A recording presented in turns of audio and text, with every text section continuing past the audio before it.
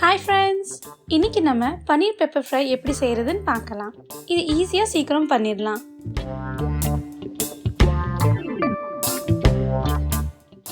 இதுக்கு தேவையான பொருட்கள்: ஒரு வெங்காயம், 4 பூண்டு, அரை இன்ச் இஞ்சி, ஒரு பச்சை மிளகாய், அப்புறம் கொஞ்சம் கருவேப்பிலை.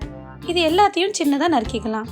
அப்புறமா 150 கிராம் பன்னீரை இந்த மாதிரி கட் பண்ணிக்கோங்க.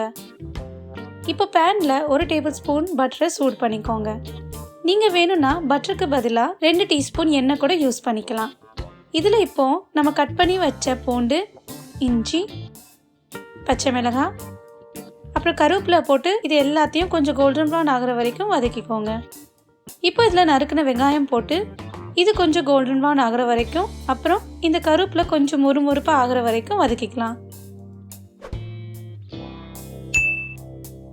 இதில் இப்போ பன்னீர் போட்டுருங்க.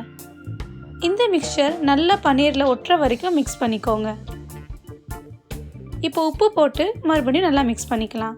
நம்ம இன்னைக்கு அரை டீஸ்பூன் உப்பு ஆட் பண்ணியிருக்கோம். நீங்கள் உங்கள் டேஸ்ட்டுக்கு தகுந்தாப்பில் ஆட் பண்ணிக்கோங்க. இது 2 நிமிஷத்துக்கு வேக வச்சுக்கோங்க. இப்போ ஸ்டவ்வை சுவிட்ச் ஆஃப் பண்ணி இதில் 1/4 டீஸ்பூன் பெப்பர் போட்டு நல்லா மிக்ஸ் பண்ணிக்கோங்க. பன்னீர் பெப்பர் ஃப்ரை ரெடி ஆகிடுச்சு. ஸ்டார்டர் இல்லைனா சைட் டிஷ்ஷாக சர்வ் பண்ணிக்கோங்க. இந்த ரெசிபியை செஞ்சு பாருங்கள், கண்டிப்பாக எல்லாருக்கும் பிடிக்கும். ஏன்னா உங்கள் கைமணம் உறவுகளை கவரும். நன்றி.